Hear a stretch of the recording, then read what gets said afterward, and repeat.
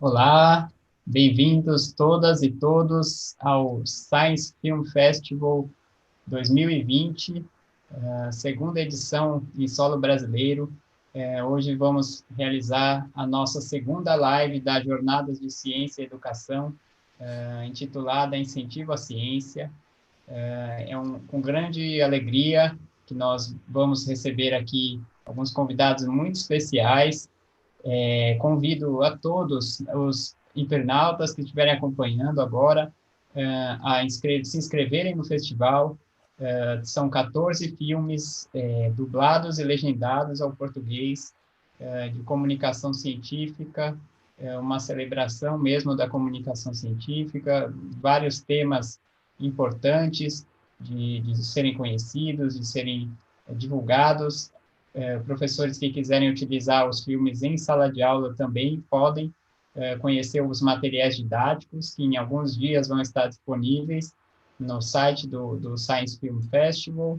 E, sem mais delongas, vou passar a fala aqui ao Jean Rafael Tomseak, que é da equipe com Kids, e vai moderar essa mesa de incentivo à ciência, com tantas pessoas bacanas e importantes aí participando.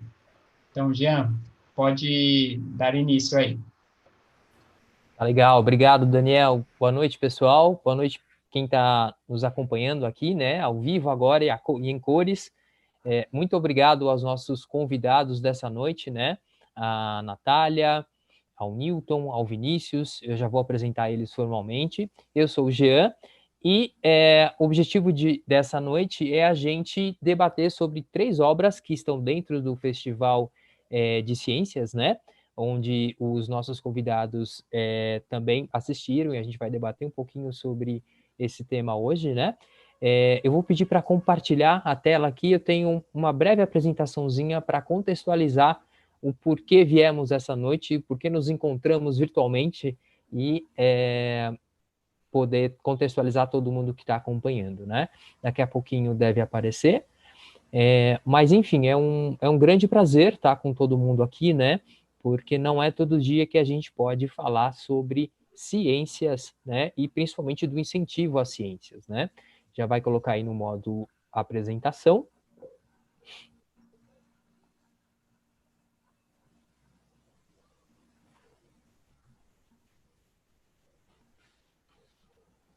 Do ladinho, isso, perfeito, obrigado.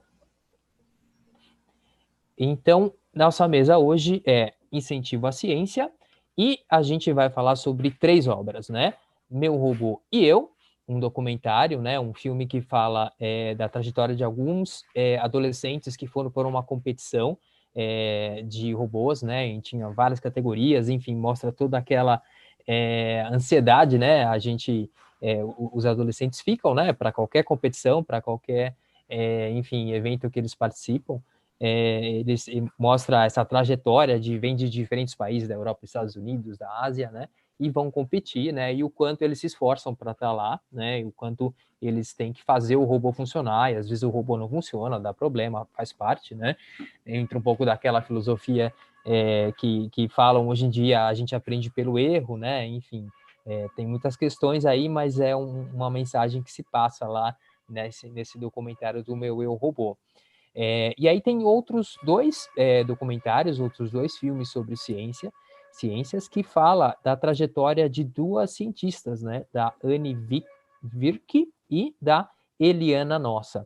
E é super interessante porque ela traz um olhar ali, né? A Anne Virk, ela trabalha com astronomia, né? Ela, enfim, faz cálculos e são poucas mulheres que têm, né, nessa área, né? Ela é uma das poucas que trabalham com isso, e o quanto é impressionante o trabalho dela, né? Porque ela trabalha para a NASA, enfim, e ela tenta calcular como, né, os objetos celestes, enfim, corpos celestes que vêm em direção à Terra, que tamanho são esses corpos, enfim, o que eles tentam captar um grande número de informações sobre esse corpo celeste que tem em direção à Terra, né? E ela é uma das poucas que se faz isso. E depois tem a Eliana Nossa, que é uma engenheira elétrica, né? Uma colombiana engenheira elétrica, que estuda a ionosfera, né? Que é um espaço bem grande entre, né? Bem resumidamente, a Terra, né? E as partes que chegam até o espaço, as várias camadas que tem de céus, né? Dizendo numa linguagem bem popular. E a Eliana é talvez a única mulher, né, uma das poucas cientistas que pesquisa sobre isso, e ela trabalha num centro onde existe um grande equipamento, e ela ajudou a projetar aquilo, enfim, com todo o seu conhecimento da engenharia elétrica. Bom, porque falei disso, né? Pode passar, por favor. Porque hoje temos aqui, né, a doutora Natália Pasternak. A Natália, eu vou contar mais sobre ela. Ela vai ter o tempinho dela para falar, mas eu preciso apresentá-la, né, gente? A Natália é PhD em microbiologia, né? Ela é doutora em microbiologia pela USP, colunista do jornal O Globo, da revista Saúde, da revista, vamos ver se eu consigo dizer, gente, The Skeptic, do Reino Unido, e autora do livro Ciência no Cotidiano. Foi diretora do Festival Internacional de Divulgação Científica Pint of Science no Brasil. Muito legal esse festival. Atua como pesquisadora visitante no Instituto de Ciências Biomédicas da USP, no Laboratório de Desenvolvimento de Vacinas. É presidente do Instituto Questão de Ciência, o primeiro instituto brasileiro para promoção de pensamento científico e racional e políticas públicas baseadas em evidências científicas. Boa noite, Natália, tudo bem? Boa noite, Jean. Obrigada pelo convite. Obrigado você. A gente já passa a palavra para você. Só vou apresentar agora, em seguida, o nosso outro super convidado, o Vinícius Signorelli. O Vinícius, ele é licenciado em Física pela USP, é professor de Física e de Ciências por cerca de quase 40 anos, muita experiência, então o Vinícius vai trazer para a gente.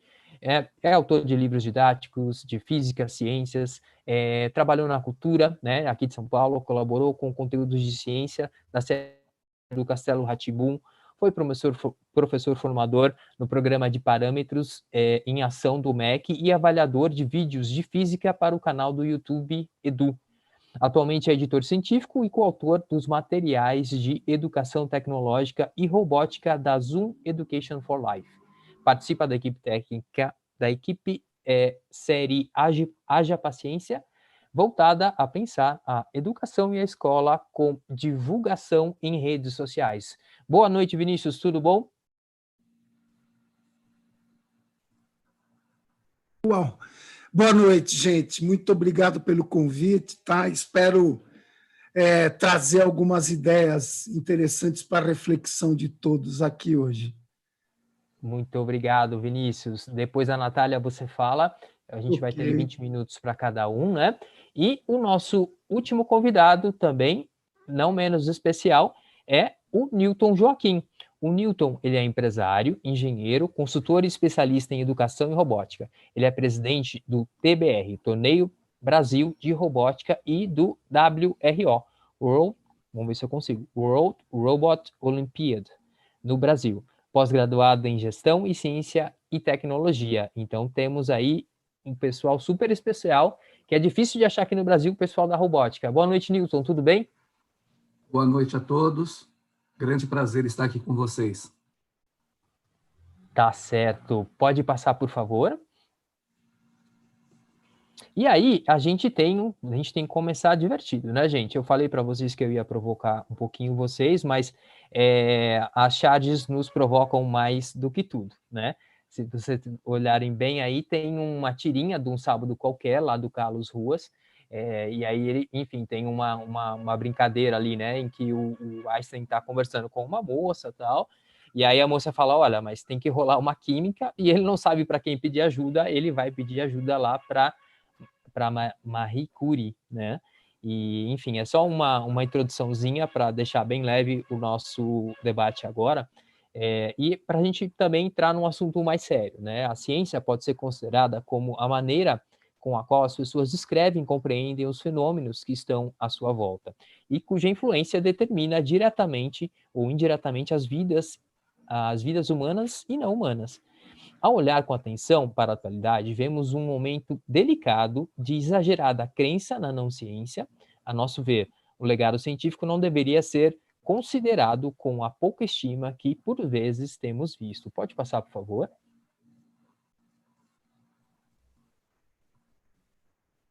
Então, e aí a gente tem, né, a figura de dois personagens aqui. Depois a Natália vai trazer mais atualidades para a gente desses dois caras, mas o Karl Popper, né, em linhas gerais, já propunha a noção de que uma teoria só é reconhecida até que alguém prove o contrário. Thomas Kuhn, ao propor que revoluções científicas acontecem quando consensos são questionados, e trazia a perspectiva dos paradigmas. Sabemos que a prosperidade e a riqueza de uma nação estão fortemente ligadas à sua capacidade de desenvolvimento científico e tecnológico, além do importante reconhecimento de sua diversidade e legados culturais, fatos que, por si próprios, já justificam a importância central de uma política de investimento contínua e significativa em diferentes áreas do saber. Pode passar, por favor? E aí, né, a gente tem um contexto aqui, que é justamente assim, dos ODS, né, dos Objetivos de Desenvolvimento Sustentável, que foi lançado lá em 2015, porque se tornam ainda mais relevantes nesse cenário de pandemia, né? Eles orientam a respeito das formas com as quais podemos estruturar a convivência do ser humano com o meio ambiente e seus iguais, tendo em mente uma sustentabilidade diante dos recursos do planeta. Isso se faz necessário principalmente em um mundo pós-Covid, né? E depois que essa pandemia, se Deus quiser passar, onde uma crise sanitária não é um incidente isolado. Existe um elo de uma cadeia maior de inação climática, destruição de hábitats, colapso dos sistemas de saúde pública e aumento das disparidades de renda e gênero que compõem obstáculos para todos nós. Os ODS podem servir como parâmetros para a orientação das pesquisas e estudos, principalmente como estímulo e propósito às novas gerações, ao mesmo tempo em que impulsionar trabalhos a serem desenvolvidos em diferentes frentes. E aí, a gente entra no tema dessa noite, sem mais delongas, né? Onde, nessa mesa, a gente entende, né? Pode parar a transmissão, por favor? E aí eu falo já direto com o público. Nessa mesa a gente entende o incentivo à ciência, né, um debate que na prática esse cenário pode se refletir na vida cotidiana das pessoas, né, em especial na educação fundamental, média e superior. Como as escolas e instituições direcionam ou não seus esforços frente a essas questões? As bases curriculares atualmente estipuladas para o ensino as BNCCs, são adequadas para aumentar o interesse das crianças jovens pelo pensamento científico e inovação tecnológica, né? A gente vê que incentivar esses públicos a trilhar o caminho citado neste momento é muito importante, em especial em um país onde se investe relativamente pouco em ciência e onde ainda há um enorme déficit de aprendizagem entre os estudantes, principalmente da educação pública, né? E aí eu fecho aqui a minha breve introdução para já passar a palavra para a Natália, né? Pensando assim, que a gente considera importante refletir sobre como o pensamento científico avançou e carece de reconhecimento de pesquisadores e pesquisadoras que superam as diferenças de gênero e representatividade, né? Com isso em mente, podemos sim avançar cada vez mais na narrativa científica e melhorar as perspectivas de futuro para nosso país e planeta, né? E agora eu passo para a Natália para que ela possa colaborar com a gente com sua visão, né? A Natália é representante mulher, né? E talvez uma das cientistas que mais tem nos orientado, né? Com a grande mídia em relação às vacinas, em relação aos posicionamentos científicos. Natália, é com você, vamos lá. Obrigada, Jean, obrigada pelo convite. Boa noite aos Newton, Vinícius, prazer estar dividindo a tela aqui com vocês. E com esse desafio aqui de falar, então, um pouquinho como que a gente ensina pensamento científico. Na verdade, toda a minha trajetória com comunicação da ciência, ela foi voltada para justamente tentar desenvolver ferramentas para ensinar as pessoas a pensarem de forma crítica e racional. E isso, com o tempo, e eu acho que os educadores aqui podem falar muito melhor do que eu, a gente acaba percebendo que quanto mais cedo a gente fizer isso, melhor. Então, como que a gente faz para ensinar as nossas crianças a pensarem de forma crítica e racional, para que elas cresçam cidadãos informados e capazes de tomar decisões? Porque numa sociedade tecnológica como a que a gente vive, todas as decisões que a gente toma são baseadas no que a gente sabe ou no que a gente não sabe de ciência. E se essas decisões não forem informadas ou forem desinformadas, elas podem ser desastrosas, tanto na nossa vida pessoal como na vida pública, quando a gente, de repente, aprova aí medicamentos que não funcionam, terapias que não têm comprovação, e a gente coloca tudo isso no SUS com o dinheiro dos impostos, ou quando a gente toma decisões desastrosas na vida pessoal de, por exemplo, não vacinar os filhos, porque a gente tem medo que as vacinas possam fazer mal. Então, todas essas decisões, elas vão ser baseadas no que a gente sabe ou não sabe de ciência. Muitas vezes, quando a gente pensa em educação científica para crianças, a gente está muito preocupado em atrair as crianças para a ciência, em atrair jovens cientistas, pegar esses talentos, desenvolver a curiosidade deles e trazê-los para a ciência. E isso é fantástico, mas a gente às vezes esquece que aqueles que não vão seguir carreira científica, aqueles que vão ser músicos, artistas, que não tem nada a ver com a ciência, eles também precisam de pensamento crítico e racional, porque a gente também precisa formá-los para serem cidadãos responsáveis e informados. Então, a gente precisa educar as nossas crianças e os nossos jovens para pensar de forma crítica, porque isso é uma ferramenta que eles vão levar para exercer a própria democracia. Não é só para atrair as crianças para a ciência. E como que a gente faz isso? Como é que a gente ensina pensamento crítico para crianças que muitas vezes nem estão interessadas em seguir carreira? E, afinal das contas, o que é pensar de forma científica, pensar de forma crítica, refutar hipóteses? Como é que isso funciona?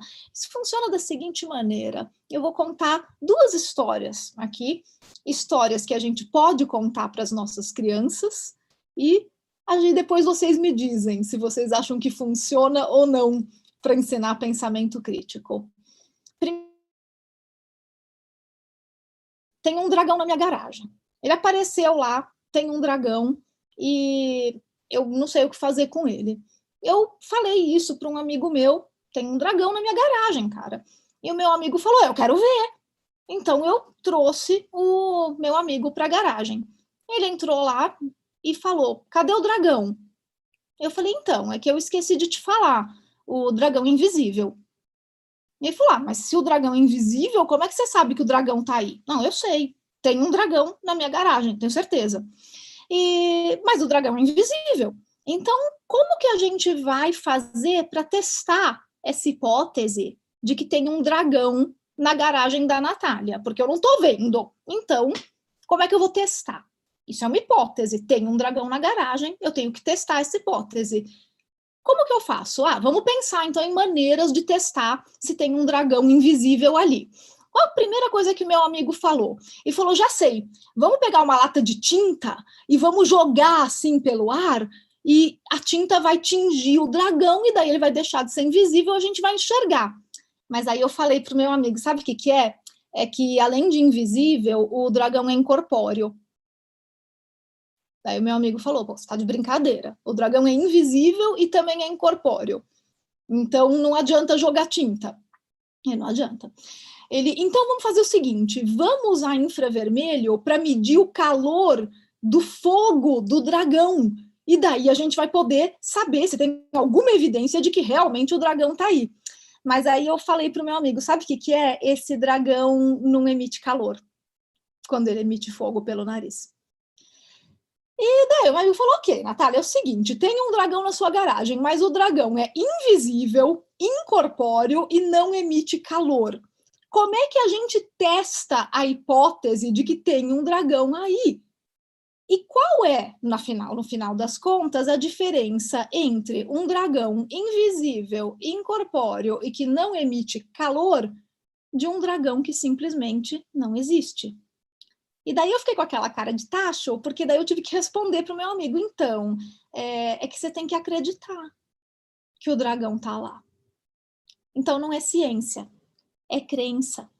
E tudo bem, todo mundo tem o direito de ter suas crenças, mas a ciência funciona assim, com hipóteses que podem ser testadas. Essa hipótese do dragão, você tem que acreditar que o dragão está lá, não tem como testar. Se tivesse como testar, aí sim a gente podia testar essa hipótese, ela ia poder ser comprovada, eu podia ter evidências de que o dragão realmente está lá, ou refutada. Não consegui evidências suficientes para mostrar que o dragão está lá. É isso, mais ou menos, em linguagem muito simples, que a gente pode usar para ensinar nossas crianças um pouco do que Karl Popper falou, que tudo em ciência pode ser testado. Você vai ter hipóteses que você vai testar e você vai refutar essas hipóteses. Dificilmente você vai conseguir provar, mas você vai ter muitas evidências que sugerem que, de repente, aquele dragão estava lá. E quando essas evidências são muito, muito robustas e se repetem e todo mundo consegue fazer os mesmos experimentos várias vezes e chegar na mesma conclusão, a gente chega numa coisa que a gente chama de consenso científico. É por isso que hoje a gente sabe, por exemplo, que o aquecimento global é real e é causado pelo homem, porque essa hipótese ela já foi testada exaustivamente, sempre chega na mesma conclusão, e a conclusão é essa, que o aquecimento global é real e é causado pelo homem. A gente pode mudar de ideia? Pode. A ciência ela tem que estar aberta para a gente mudar de ideia diante de novas evidências, mas essas evidências têm que ser muito, muito robustas, principalmente quando você tem um consenso científico, como esse do aquecimento global, ou gases. Se tiver algum trabalho muito, muito robusto que confronte esse consenso científico, a gente pode e vai mudar de ideia. É assim que a ciência funciona. Segunda história, e essa história do dragão, é claro que ela não é minha, viu, gente? Essa história está no livro do Carl Sagan, O Mundo Assombrado, jeito como ele explica hipóteses que podem ou não ser testadas de acordo com o método científico. Esse livro do Carl Sagan, se ele fosse leitura obrigatória nas nossas escolas para os nossos adolescentes, a gente com certeza ia ter cidadãos muito mais bem informados e responsáveis. É um dos melhores livros que explica como a ciência funciona, como o pensamento científico funciona. Segunda história, para não tomar muito tempo aqui da discussão. Essa segunda história também não é minha. Eu não sou muito original, vocês já perceberam, né? Mas eu sou boa de contar. O Neil deGrasse Tyson, que é um dos grandes divulgadores científicos dos nossos tempos também, depois de Carl Sagan, que já é falecido, conta uma história de quando a filhinha dele começou a cair os dentinhos. Então, o primeiro dente que caiu, ela chegou para o pai dela, que era o Neil deGrasse Tyson, e falou: papai, caiu meu dente. A gente precisa colocar debaixo do travesseiro, porque a fada do dente vai trazer uma moeda. E daí ele falou, né? Como é que você sabe que a fada do dente vai trazer uma moeda? Ela falou: porque é isso que a fada faz, papai, é assim que funciona. E daí ele falou: então tá bom, então o que você quer fazer para testar se realmente a fada do dente vai colocar uma moeda ali? Ela falou: eu vou pôr debaixo do travesseiro. Ele falou: ok. Então ela colocou o dente debaixo do travesseiro e quando ela estava dormindo no meio da madrugada, o que Neil deGrasse fez? O que todos os pais fazem. Foi lá, tirou o dente e colocou uma moeda no lugar. No dia seguinte, a menininha acordou, olhou a moeda e foi correndo mostrar para o pai, falando: olha aí, papai, tá vendo? A fada do dente existe. Ela deixou a moeda. mas ela era filha do Neil deGrasse Tyson, um dos maiores divulgadores de ciência dos nossos tempos. Então, ele perguntou, como é que você sabe que foi a fada? E a menininha parou, pensou e falou, mas se não foi a fada, quem foi? E ele fez assim, como é que você vai testar? Ela resolveu testar. Ela se reuniu com os amiguinhos de escola e contou para eles tudo o que tinha acontecido. Juntos, eles chegaram numa hipótese. E se são os adultos que trocam o dente pela moeda e não tem a fada? E eles resolveram testar essa hipótese. Eles combinaram entre eles que o próximo deles, que caísse um dente, não ia contar para os pais e ia colocar o dente debaixo do travesseiro para ver se a fada do dente vinha. Eles fizeram isso, não falaram para os pais, não aconteceu nada, eles ficaram extremamente felizes que eles conseguiram desmascarar os adultos. E eles conseguiram mostrar que quem estava fazendo tudo eram os adultos que estavam enganando eles. Quando o Neil deGrasse conta essa história, durante uma entrevista, perguntam para ele, mas isso não tira a magia, a fantasia da criança? Ele falou, não. As crianças sabem separar a fantasia de realidade e não tira o encanto da brincadeira. Eles continuam brincando de faz de conta, eles continuam contando histórias e brincando até mesmo de fada do dente, mas eles sabem que não é de verdade. E a satisfação de ter descoberto isso sozinhos é fantástico. Eles conseguiram desenvolver uma ideia, testar uma hipótese e perceber como que a ciência funciona.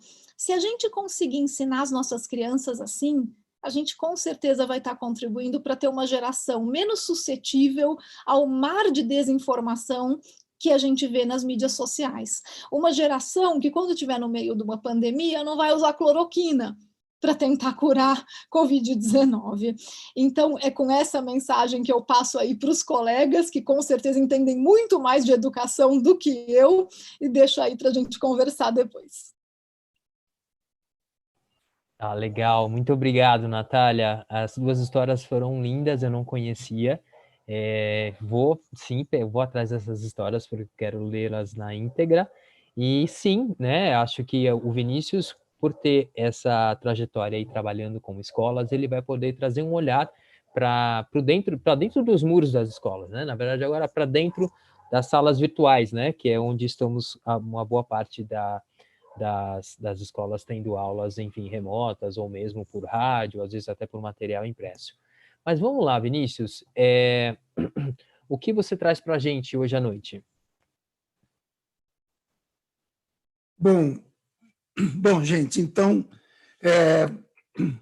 ótima essa primeira fala da Natália, porque ela vai, assim, vão acontecer ecos aqui nas minhas, que eu vou contar algumas histórias também, e que são histórias de crianças mesmo, coisas que eu testemunhei nas minhas décadas de trabalho com elas, e o que eu queria mesmo deixar bem claro, assim, antes de mostrar uns slides que eu preparei, é que nós temos que ter uma postura diante das crianças, compreendendo que elas são verdadeiramente muito inteligentes e que elas estão sempre tentando produzir a melhor conclusão que elas conseguem. Isso é parte, eu não vou chamar de espontâneo, porque não é verdade, porque essas coisas acontecem porque a gente propõe problemas, porque a gente sugere situações. Essa segunda história que a Natália contou, da menina ficar desconfiada, né? Do que papo é esse de fada do dente, né? Certamente todos nós tivemos um dia na nossa vida o dia em que a gente se perguntou, mas esse raio desse velho barbudo vestido de vermelho que carrega esse saco, que história é essa? Né? Todo mundo passou por isso um dia na vida. Né? E realmente essa possibilidade de pensar sobre algo para concluir e não ter sempre alguém que lhe responde, isso é fundamental. É isso que muda a perspectiva. Né? É assim que a pessoa deixa de ser uma seguidora de absurdos. Né? Que é isso, quer dizer, o sujeito que, por um tipo sei lá, de adoração, de simpatia por um certo personagem, acaba fazendo as coisas simplesmente porque se sente obediente àquela pessoa, né?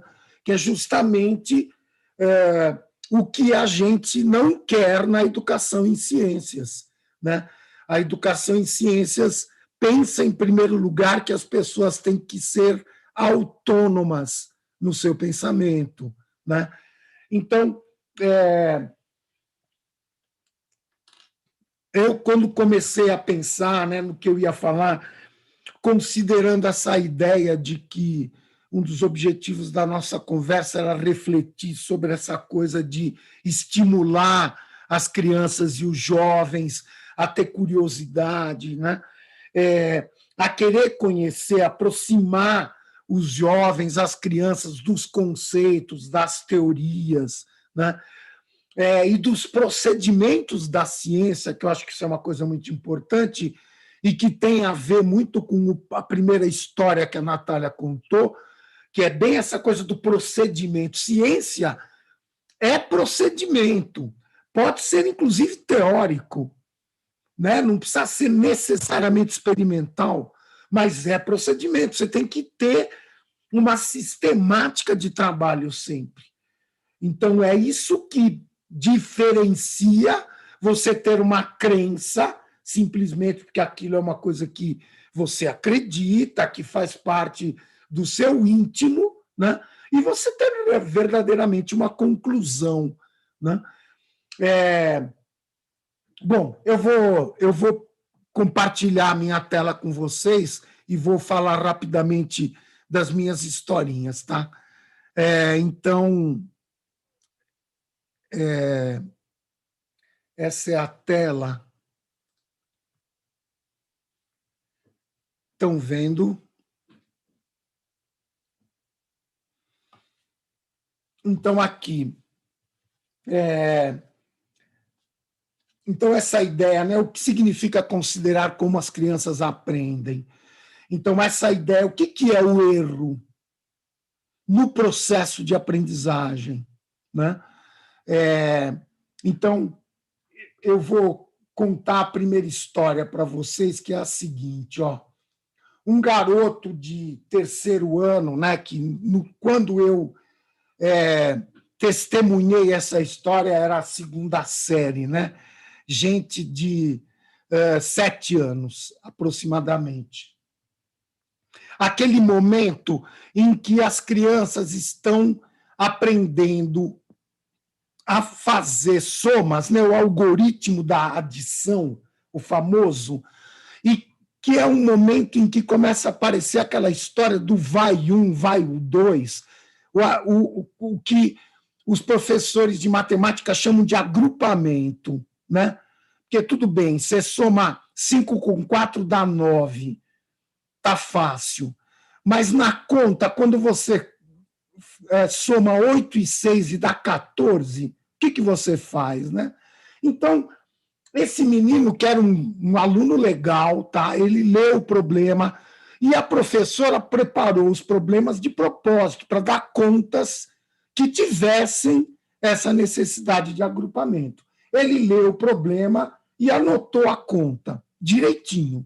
Tá? Deu essa conta, 465 mais 46.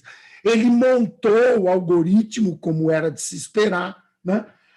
E aí fez a conta. e pôs o resultado, tá? Aí, olha só, né? A professora olhou para aquilo, e aí é o seguinte, aí começa toda a história da questão de como você trata a inteligência das crianças.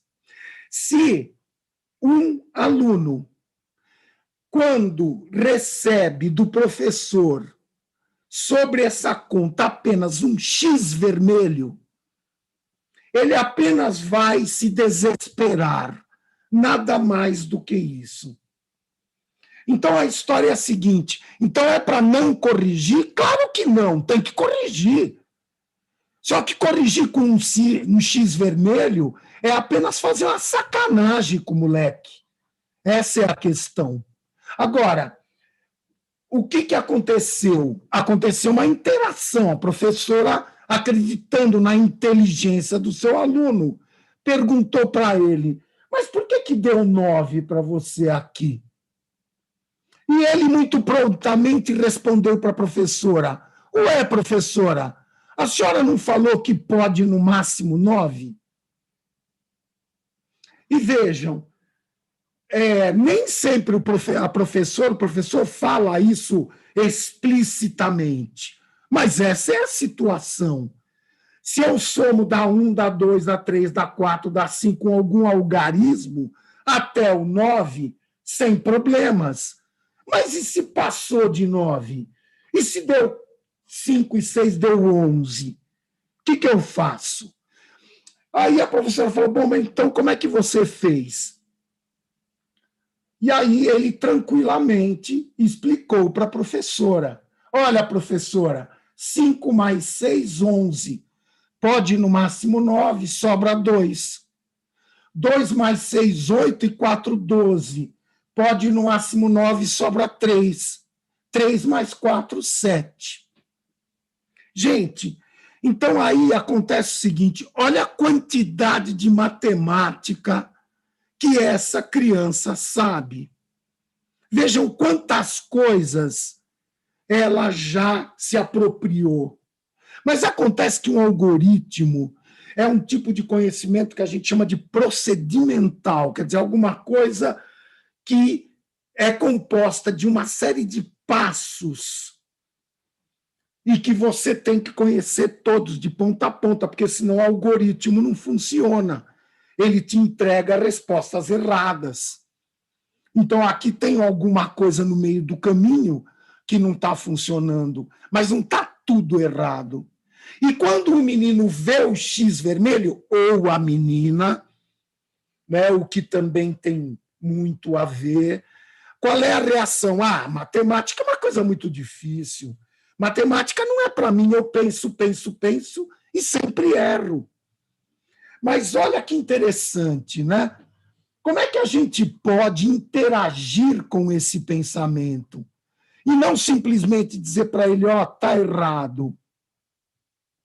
Então, aqui, ó, claro, esse garoto, ele está desesperado com o fato de que pode ir no máximo 9, e se deu 11, é um 9 mais 2.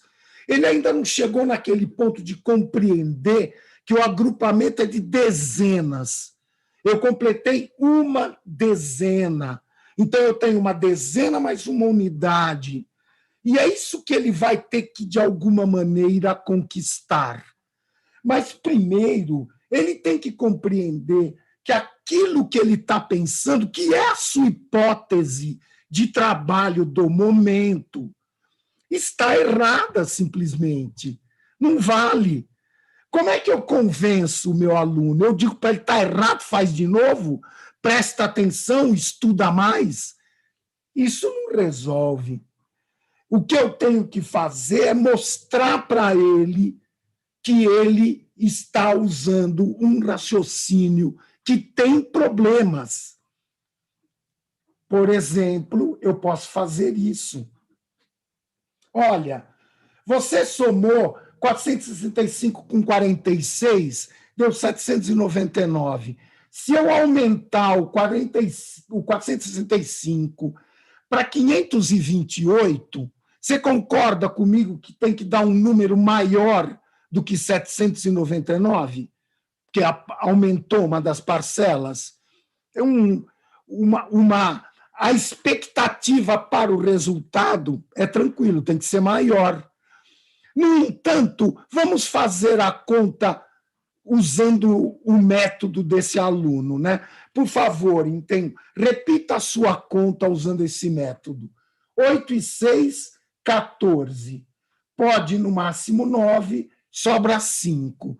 5 mais 2, 7, e 4, 11. Pode, no máximo, 9, sobra 2. 2 e 5, 7. Deu o mesmo resultado essa conta. Está com problema esse método.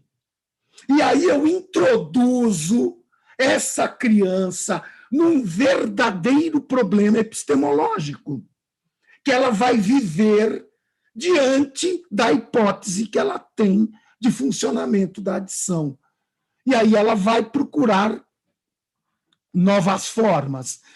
O jeito como ela vai achar, bom, tem muitos caminhos, porque uma das características que a gente precisa aprender definitivamente a considerar é que as pessoas aprendem as mesmas coisas por caminhos diversos, né? O que inviabiliza essa ideia de fazer uma sala de aula, né, transformar uma turma de alunos numa sala de aula num bloco marchando junto no mesmo ritmo.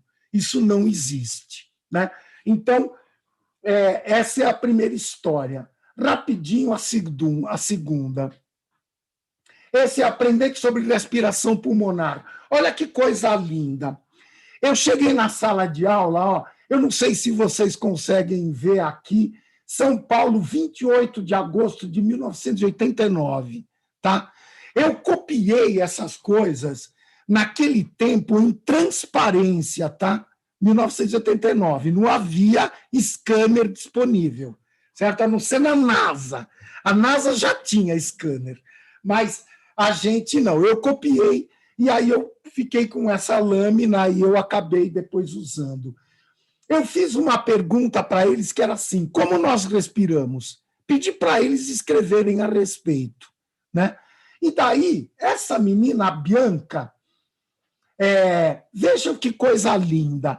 Ela falou que a gente respira pelo nariz e pela boca e que tem uns caninhos, que ela chamou de canos de respiração, que levam o ar para o coração e para os pulmões. Inclusive, ela grifou aqui embaixo: o ar vai um pouco para o coração e um pouco para o pulmão. Olha que coisa linda. Eu copiei essa imagem porque, quando eu a vi, eu lembrei, porque eu estava estudando um texto de história da ciência que falava sobre o Galeno, que foi o primeiro grande professor de medicina da história, né? Viveu entre o século I e II, né? Anos 100 e pouco, assim, final, né? Morreu no ano 217, alguma coisa assim.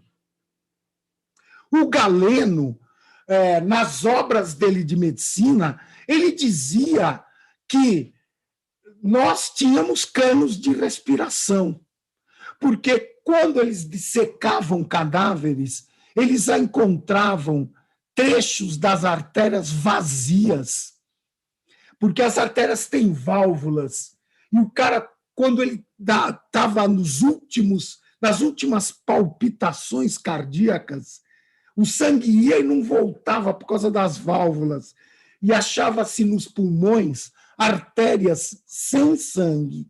E eles achavam que aquilo eram tubos de respiração. E isso fazia parte do modelo explicativo de respiração do Galeno. E eu achei muito louco a menina pensar em canos de respiração. E aí eu separei e depois tirei uma cópia. Mas olha que maravilhoso. Eu dava aula para essas crianças 2 vezes por semana, tá? Isso era uma terceira série também, um segundo ano, que eu entrava na sala de aula 2 vezes por semana para interagir diretamente com eles. Eu era orientador de ensino de ciências para séries iniciais.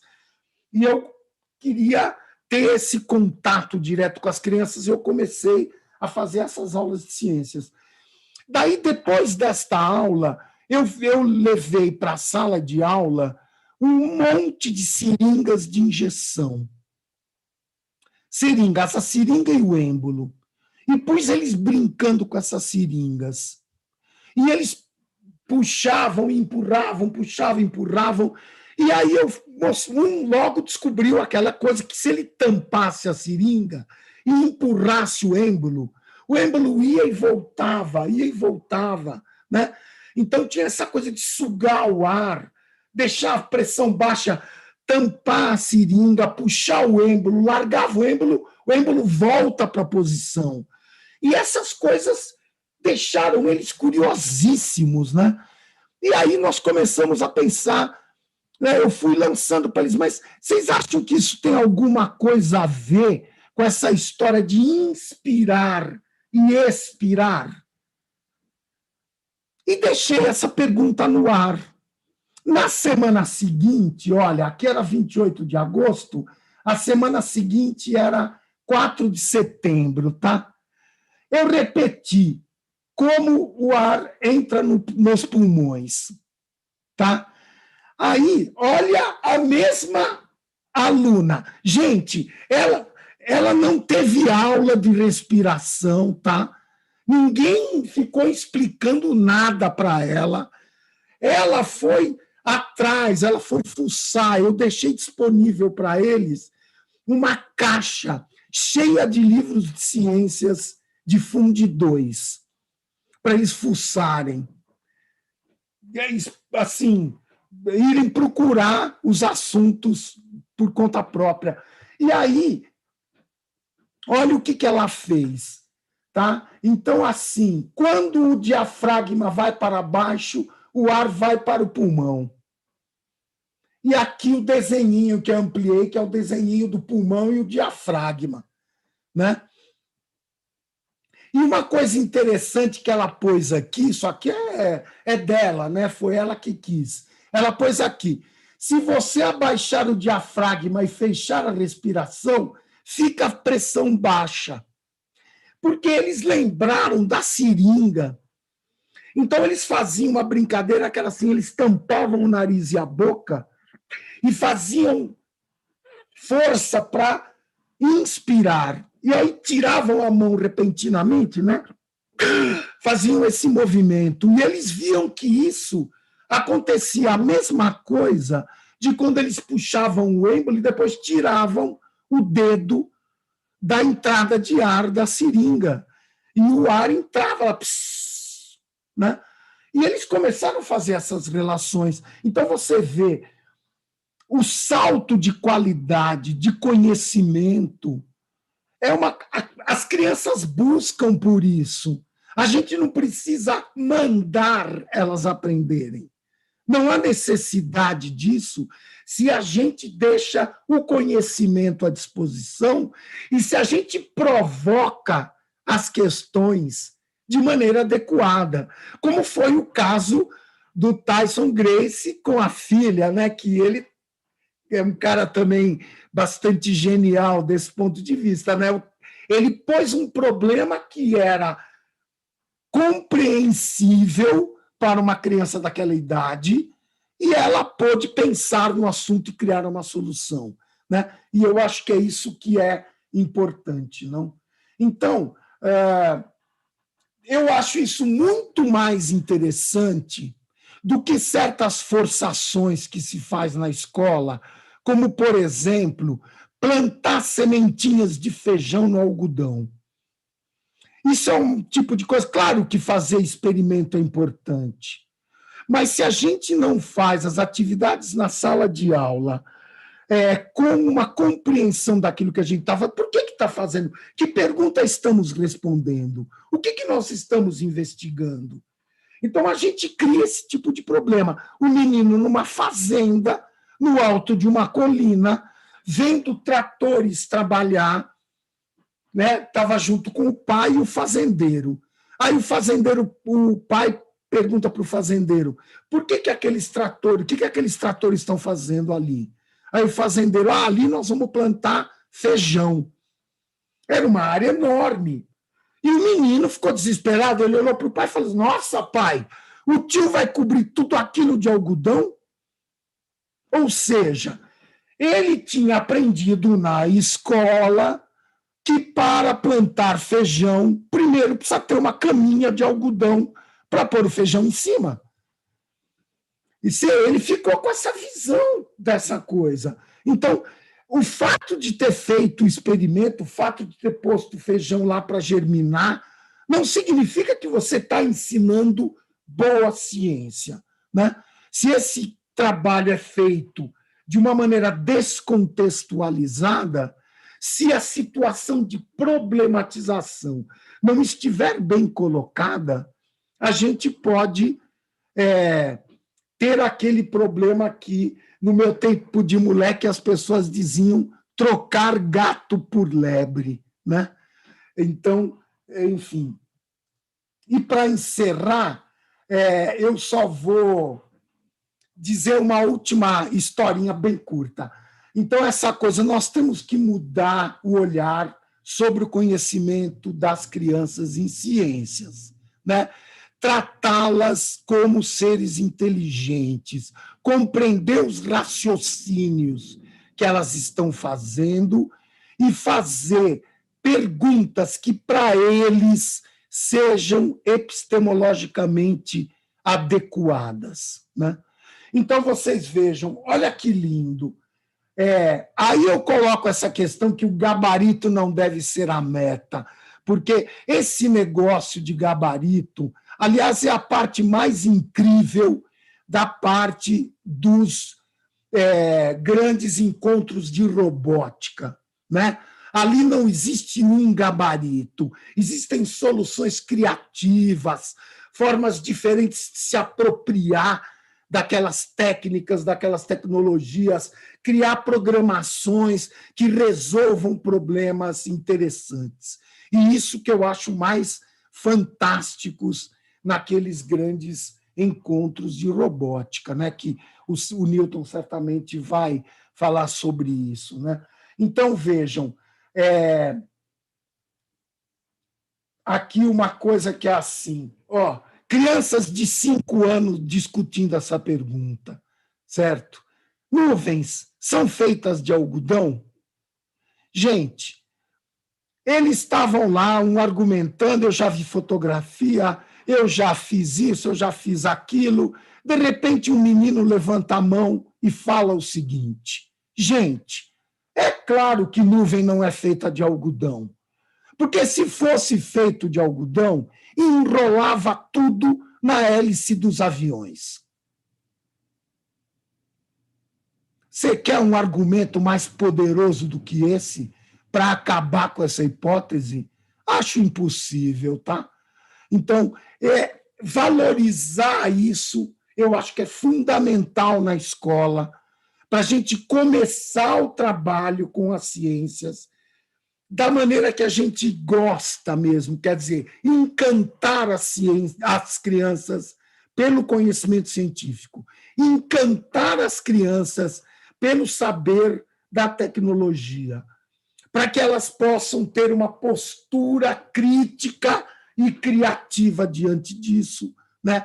E possam realmente ter uma formação em relação a esses conhecimentos, a esses conceitos, teorias, enfim, ideias, né? Então, é isso, eu acho que o meu tempo já se foi. Obrigado, eu vou que cancelar essa...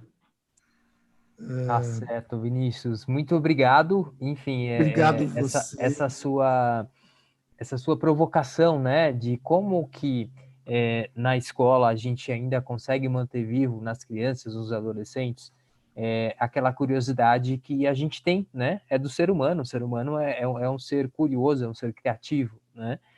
E eu passo essa visão para o Newton, no sentido de que ele consiga, né, no tempo que ele tem aí, nos 20 minutos, trazer para a gente como que essa criatividade, né, essa sensação de ser instigado, né? Acontece quando você mexe com robôs, né? É claro que tem a máquina ali por trás, existe todo um efeito mágico, né? De mexer com a máquina, mexer com o robô, mas acho que o Newton vai esclarecer isso muito mais a fundo para nós. Newton, é com você. Boa noite.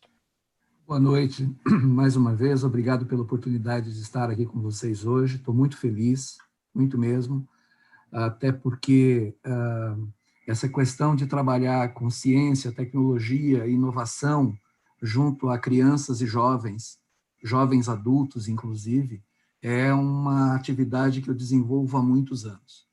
Não é? Então, quando nós assistimos o vídeo Meu Robô e Eu, é aquele vídeo produzido pelo board do WRO, eu sou presidente do WRO no Brasil, né? Eu já conheci esse vídeo, mas a pergunta que fica ali é: você é nerd?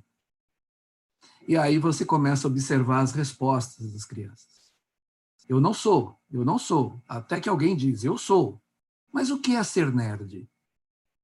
O fato de você gostar muito de matemática te faz mais nerd do que se você gostar muito de literatura?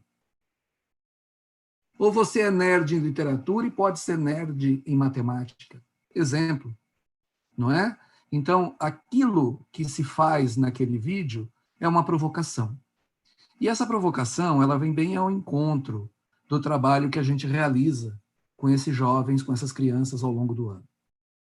Eu acredito que para a gente poder entender, ninguém discute aqui a importância da ciência e da tecnologia na vida das pessoas e para o desenvolvimento econômico de um país. Ninguém pode deixar de imaginar que deixar de investir em ciência e tecnologia vai se construir uma nação forte, uma nação competitiva. Não é? Então, nós temos que mostrar para os nossos jovens no Brasil o quanto esse tema é importante. Não importante para mim ou para você que está me assistindo, mas importante para todos que estão dentro desse nosso país. Não fazer ciência e tecnologia, não incentivar ciência e tecnologia, não investir em ciência e tecnologia é um dos maiores erros que a história da humanidade pode cometer. Então, por essa razão, quando nós iniciamos nossos trabalhos dentro do TBR, do Torneio Brasil de Robótica, que tem uma diferença entre o WRO em termos de organização, o WRO, ele divide muito claramente a possibilidade das equipes trabalharem em dois momentos de duas formas diferentes. Você pode ter uma equipe que se enverede apenas pelo mundo da ciência, fazendo a pesquisa dentro do tema proposto naquele ano, com a prototipação da ideia, mas somente isso, não existe um registro documental do trabalho, obrigatoriamente, e se existir, ele não tem tanto peso no processo de avaliação. Ou você se envereda pelo mundo da tecnologia, que é você vencer os desafios, as situações, problemas, construindo robôs, idealizando elementos robóticos para vencer diferentes desafios, seja no futebol de robôs ou seja numa mesa de competição. Não importa, não é?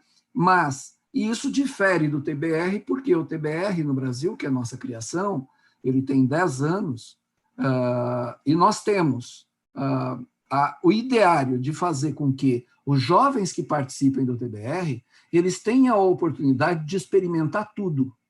Então, a equipe, obrigatoriamente, ela tem um quesito, que é o mérito científico, onde ela tem que identificar uma situação, problema relativo ao tema, investigar, propor soluções e construir um protótipo, uma maquete que entregue a sua ideia para a banca examinadora, junto com o seu caderno de pesquisa, seu documento de pesquisa, em estrito respeito às normas da ABNT. Então, hoje, você tem, por exemplo, jovens de 10 anos de idade, que se você perguntar para ele como é que eu organizo o meu trabalho de escola, ele traz exatamente essa estrutura do método, da metodologia científica para dentro do trabalho, porque as escolas que participam do TBR começaram a internalizar isso e começaram a propiciar isso para as crianças.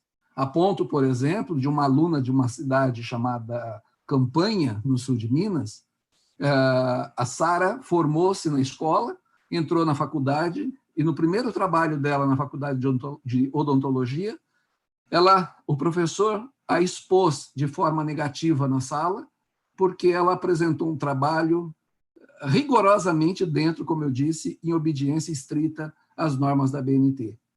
E ele a questionou na sala, perguntando, mas você não aprendeu ainda metodologia científica para fazer isso? Onde você comprou esse trabalho? E foi um quiprocó para poder mostrar que, na verdade, ela já faz isso desde os 10 anos de idade na escola. Por quê? Porque a escola optou por participar do Torneio Brasil de Robótica e assimilou, internalizou isso. Paralelo a esse quesito de mérito científico, o Torneio Brasil de Robótica tem um outro quesito que se chama tecnologia e engenharia, que diz respeito à construção do robô, ao projeto dele, à forma de programação e o vencimento dos desafios que são apresentados numa mesa de competição. E são agregados vários elementos ali. E ele, obrigatoriamente, tem que entregar o documento de constituição desse projeto, que é o que nós chamamos em engenharia de caderno de projeto. Ele tem que entregar o projeto dele documentado, mostrando que ele tentou fazer uma determinada configuração de engrenagens, não foi adequada, porque não trouxe o resultado esperado. Ele usou uma roda muito grande na frente do robô para fazer uma curva de 90 graus de forma muito rápida, e o robô se desestabilizou e saiu rolando. Enfim, ele tem que fazer essa análise. Agora, o que nós percebemos? Que para fazer isso, o conhecimento escolar ele tem que ser ativo, ele tem que ser presente dentro do trabalho. Porque não adianta nada ele querer entender por que colocar a roda grande no robô na frente para fazer uma curva de 90 graus em movimento, vai desestabilizar o robô se ele não entender os princípios de força, de velocidade, de atrito e etc. Então, é trabalhar o conhecimento da escola dentro do conhecimento escolar, dentro do contexto do torneio, de forma prática. Um terceiro quesito é a organização e método. Essa equipe, que tem de 3 a 10 integrantes, ela precisa constituir o seu business plan, porque se ela é uma equipe e ela está numa competição, ela tem que mostrar como ela se organiza. Porque se, de repente, a Rede Globo aparecer para fazer uma entrevista no torneio, quem da equipe vai falar se precisar entrevistar alguém? Não dá para todo mundo falar ao mesmo tempo. Então, a equipe tem que decidir quem é o gestor, quem é o porta-voz, quem é, entre outras funções. E nós temos um quarto elemento, que é o desenvolvimento humano, onde nós levamos à transcendência maior todos os conceitos trabalhados dentro do torneio de robótica. E essa mesma equipe trabalha nessas 4 vertentes. E são avaliadas individualmente nessas 4 vertentes e depois de forma holística entre elas. Vou citar um exemplo de sucesso que a gente colhe, porque se me derem a oportunidade de contar histórias, eu vou ficar aqui até o final da semana, com certeza, contando histórias de sucesso, cases de sucesso. Mas tem um caso que me chama muito a atenção na história do TBR, sempre me chamou muito a atenção, porque vem de uma escola de periferia, quase zona rural, de uma cidade chamada Passos, em Minas Gerais. E essa equipe, o tema daquele ano, o tema central, era energia dentro do TBR. E a equipe, eu visitando a escola, eles descobriram que o responsável pelo mérito científico dentro do TBR sou eu, né, diretamente, e aí eles me abordaram. E uma menina chegou próximo de mim e me disse, Newton, meu pai trabalha na roça e tem que comer comida fria todo dia, porque ele não pode abrir chama na roça, porque senão ele põe fogo na roça dele. Eu estou pensando, na verdade eu estou tentando convencer minha equipe, a gente desenvolver um fogão que aqueça a marmita do meu pai, sem a necessidade de colocar chama, de abrir chama para isso. Então veja que, além de resolver o problema do pai, nós estamos falando aqui de uma coisa chamada dignidade humana. Ela foi muito além do que ela imaginava dentro do trabalho dela. E ela me pergunta, podemos enquadrar esse trabalho como um trabalho para o torneio? E eu disse sim, só que eu não imaginava a resposta que eles nos trariam. E eles nos trouxeram.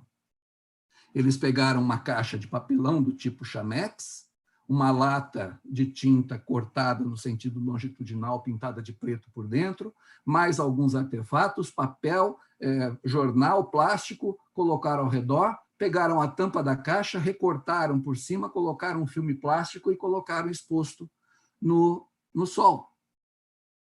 E essa caixa de papelão, que eles chamaram de fogão à luz solar, simplesmente atingia 190 graus internamente, o que permitia, durante o torneio, eles rebentarem pipoca para fornecer para todo mundo que via visitar o seu estande usando o seu fogão.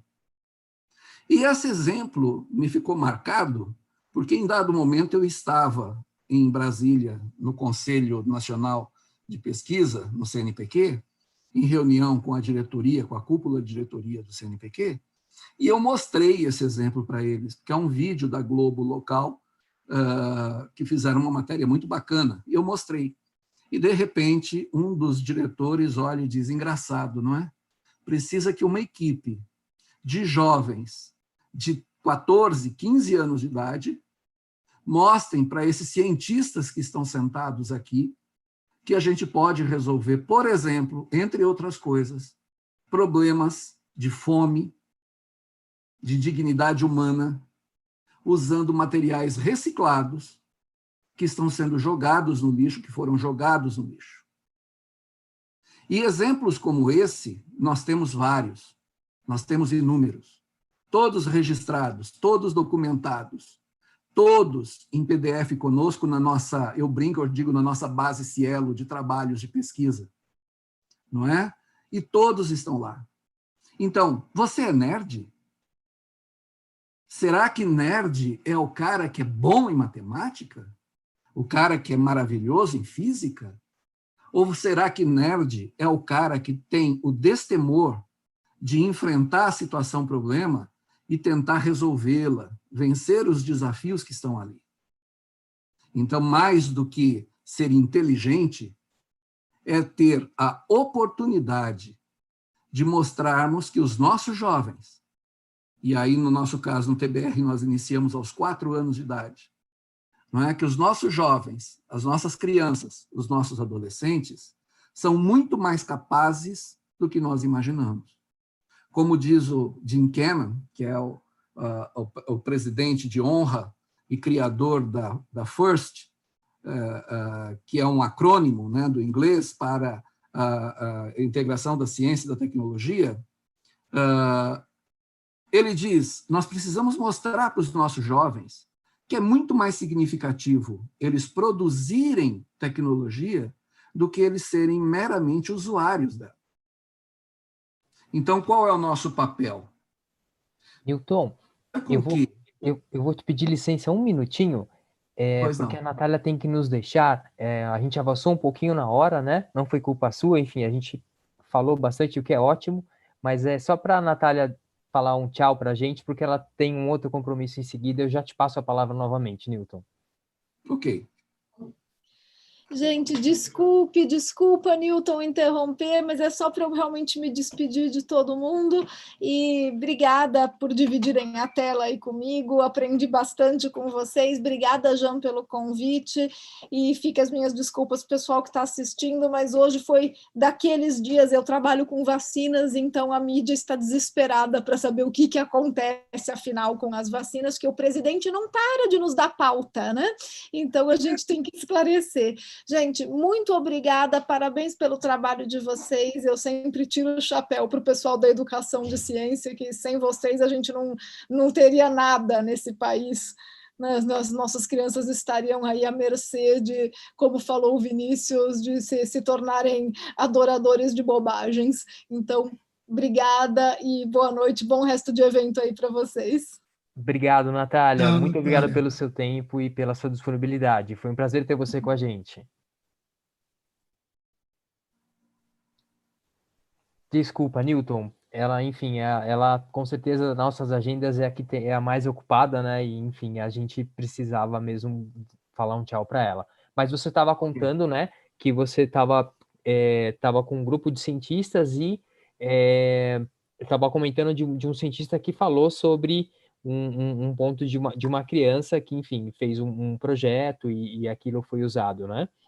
Sim, esse é o exemplo, né, que nos leva a entender e reforçar, pena que ela saiu, que eu ia dizer exatamente isso para ela, reforçar que desenvolver o pensamento de forma crítica e racional é fundamental.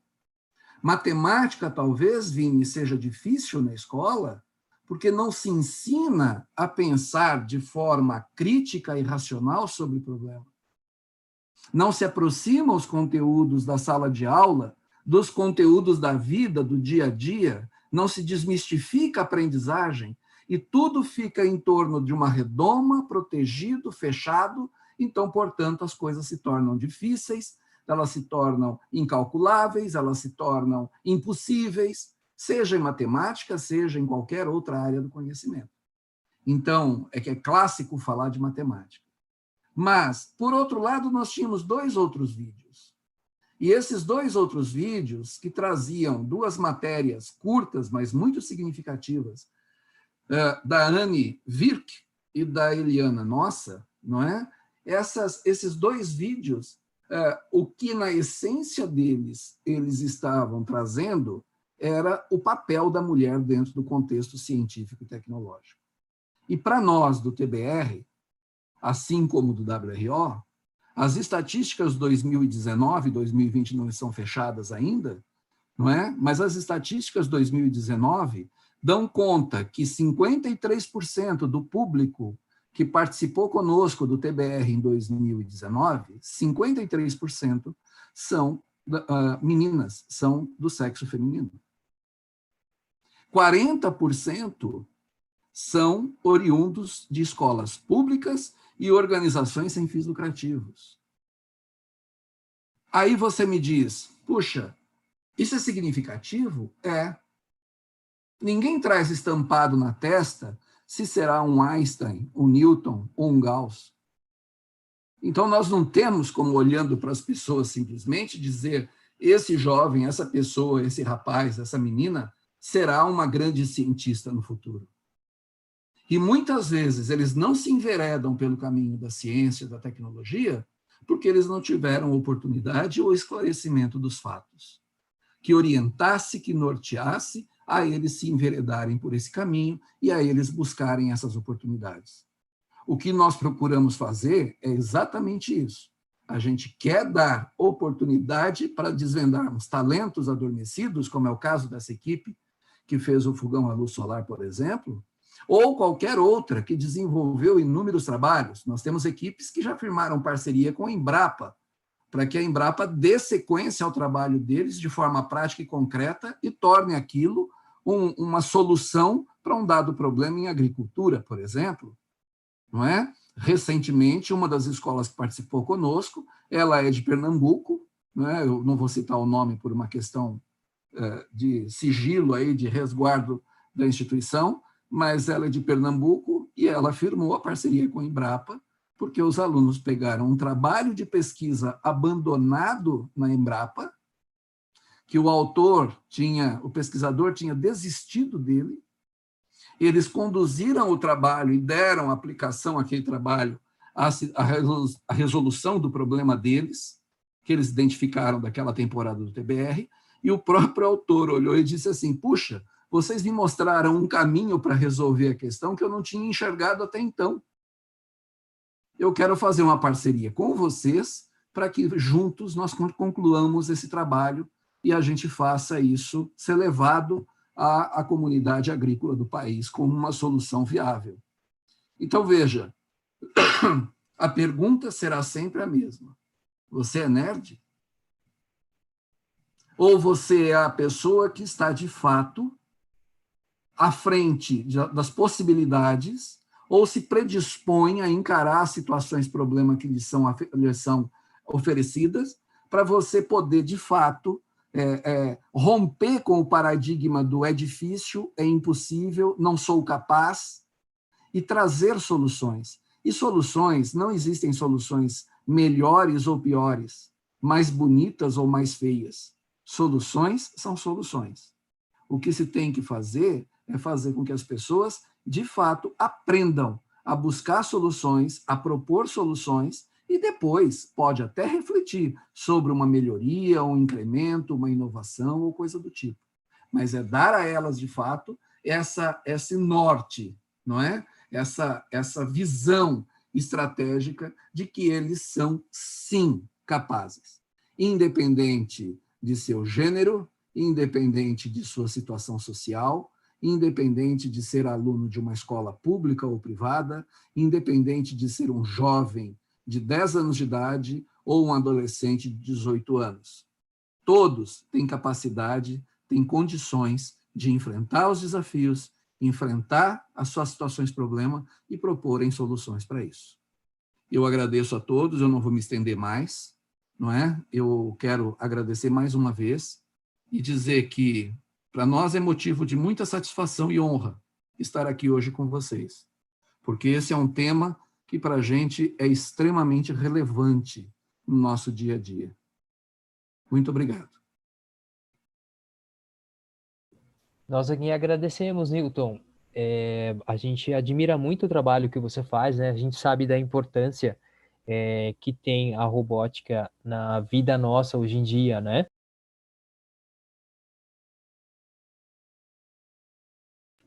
Não só pela questão da automação, né? Não só pela questão de que cada vez mais, né, vamos ter robôs trabalhando, enfim, mas principalmente para que em eventos como esse, como o que você faz, as crianças tenham contato, né? E a partir dali, enfim, pode ser que uma criança não venha trabalhar com robótica, pode ser que uma criança não viva aquele dia a dia da robótica, mas ela precisa ter contato e ela precisa saber que aquilo existe e que não é uma coisa de ficção, né? Não é uma coisa que você assiste num filme, enfim, e que aquilo pode ser real e já está no nosso dia a dia, e são as profissões de amanhã, né? Então, muito Você me obrigado, permite Nilton. um exemplo para completar a sua fala? Desculpe. Claro, claro, por favor. Acrescentar um pitacozinho aí. Eu fui professor de eletrônica em faculdade e curso técnico durante muitos anos, mais de 25 anos. E numa escola técnica em São Paulo, onde eu lecionei por 10, 12 anos, eu conheci um aluno de nome Janduí. O Janduí tinha um problema. Ele odiava matemática, ele odiava ciências. Literalmente, o termo está corretíssimo. Ele detestava. E ele tinha que fazer o curso técnico de eletrônica por imposição dos pais, a ponto de eu ir conversar com o pai dele para mostrar que ele estava no lugar errado, ele não ia ter um aproveitamento adequado, e o pai chegar a olhar para mim e dizer: professor, dê suas aulas e eu cuido do futuro do meu filho. Então, vamos deixar que assim aconteça. E o Janduí, com muito sacrifício, conseguiu se formar. Passaram-se 2 ou 3 anos da formatura, eu estou num shopping em São Paulo, na praça de alimentação, mentira, num restaurante, eu e minha esposa, e sou abordado por 2 rapazes. Newton, tudo bem e tal, dois ex-alunos da turma do Janduí. E aí, como é que vai? Tudo bem, não sei o quê. E aí eu perguntei, eu disse: gente, o que é feito do Janduí? Porque ele queria ser veterinário. O desejo dele era ser veterinário. Aí eles me disseram: Janduí ingressou na universidade, na USP, lá em Piracicaba, não é, para fazer veterinária. E agora, pasme, ele conversando, me contando, ele ingressou num grupo de pesquisa, naquela época, e vão-se aí mais de 20 anos isso, tá? Então, começava-se a falar do implante de chips subcutâneos nos animais para fazer o controle da saúde do animal, enfim, ter um controle mais acurado dele. E o Janduí, usando o seu conhecimento de eletrônica, tá, ingressou nesse grupo e está trabalhando de forma pioneira na implantação de chips em animais. Por que eu te interrompi? Olha que coisa curiosa. Esse jovem não queria nada com eletrônica. Falar para ele de uma associação de resistores ou de um conceito maior era como escarnecer o jovem. Ele odiava aquilo. E, de repente, ele aproveitou o conhecimento dele da escola da escola técnica, para poder fazer o trabalho dele no curso superior render frutos e ele levar o trabalho dele para o caminho que ele desejava. Mas eu só queria complementar e acrescentar esse exemplo para você. Não, foi ótimo, Newton, e você trouxe um ponto que justamente assim, talvez a gente não tenha falado, que é de como, né, as áreas elas se misturam, não é? Elas se imbricam, elas convergem, né?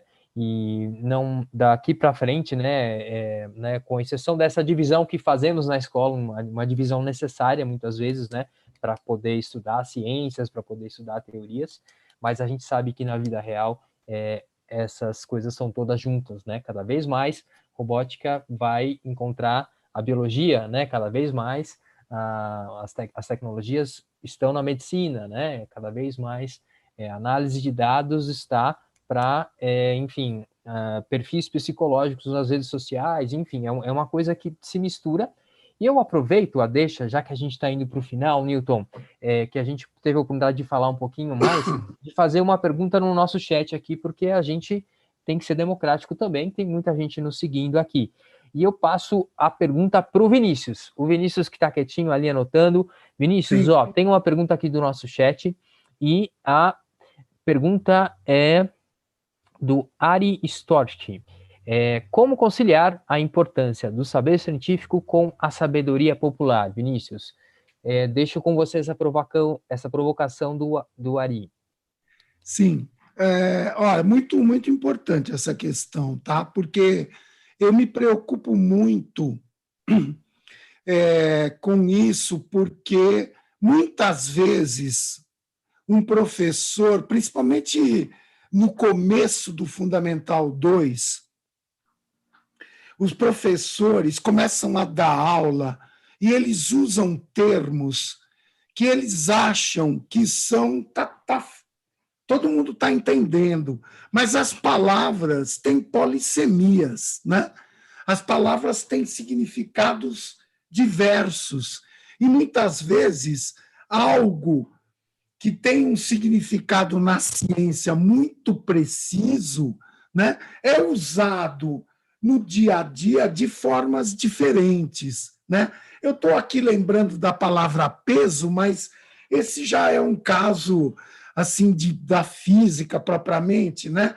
Mas tem muitas palavras desse tipo, né, que quando a gente fala... Então, eu acho que a gente tem que trazer esse conhecimento, que é o chamado conhecimento popular, porque, em alguns casos, ele é um conhecimento que é, do ponto de vista científico, que pode ser correto, como, por exemplo, alguns conhecimentos de fitoterapia, né, que tradicionalmente são conhecidos, e ele tem outros conhecimentos que são absolutamente sem sentido, né, como ter alguém que, no ano 2020, desconfia que a Terra é plana, né, que é uma coisa que a gente vê, né, por incrível que pareça, mas existe, né, e que muitas vezes, inclusive, eu fiz outro dia uma conversa com os professores,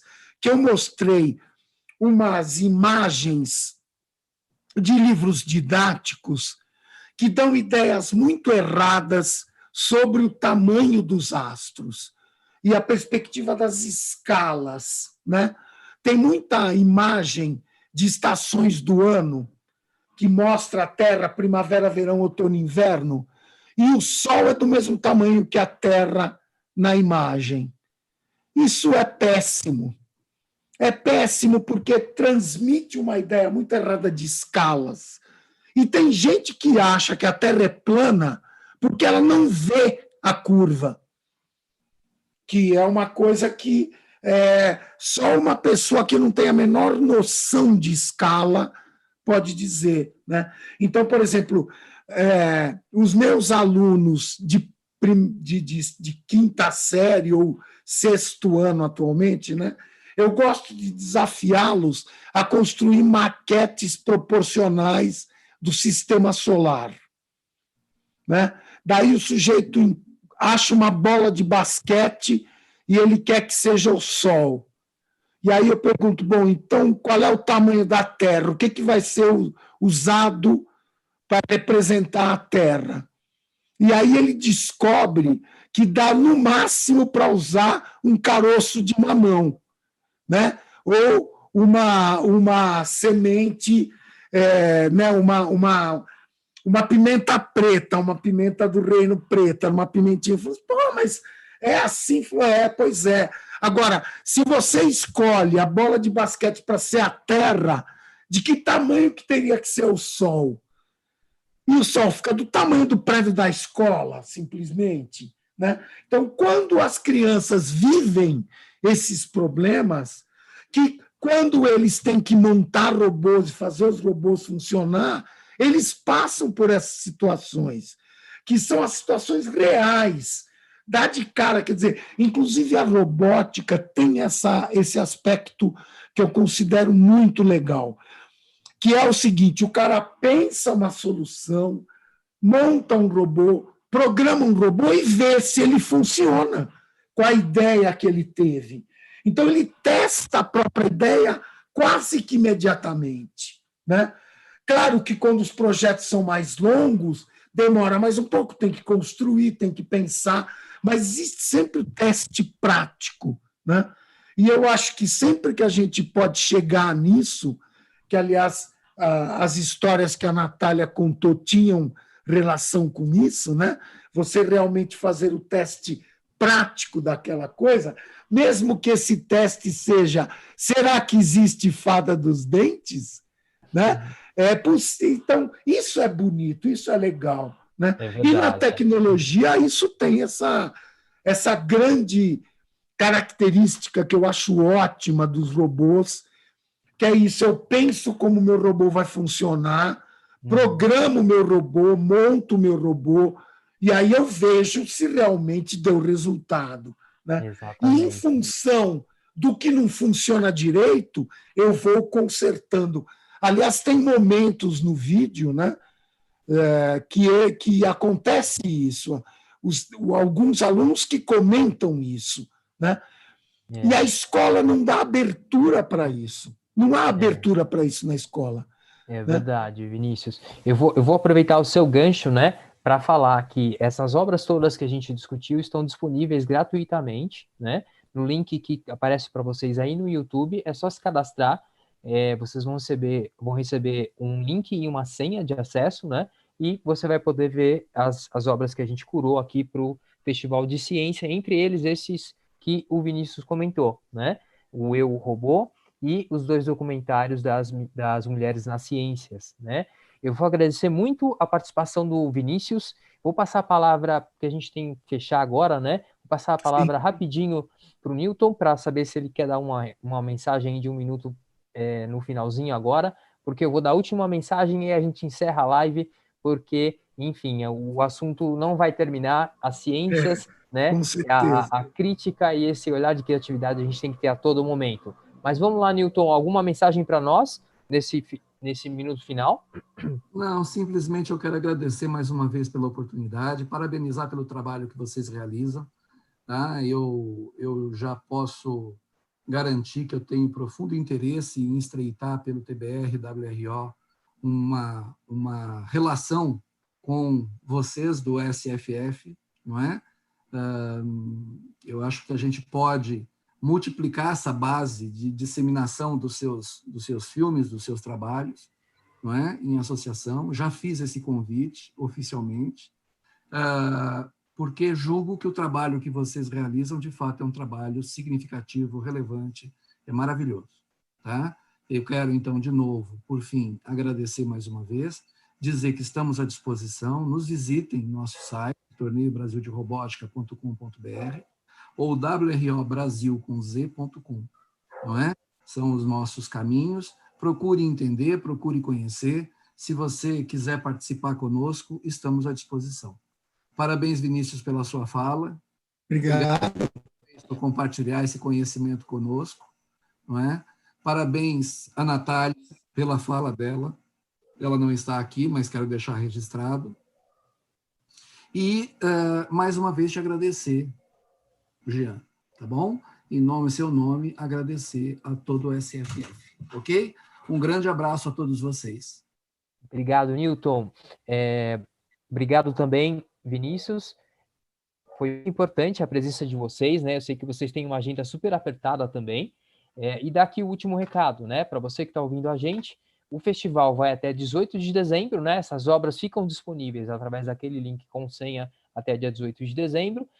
No dia 28, a gente tem mais uma jornada de Ciências da Educação, então não percam, dia 28, nesse mesmo horário, às 19h, e sigam a gente nas redes sociais. Foi um prazer ter você com a gente essa noite. Obrigado, Newton, obrigado, Vinícius, e a Natália, que infelizmente teve que sair. Boa noite a todos. Tchau, tchau. Tchau, tchau, boa noite.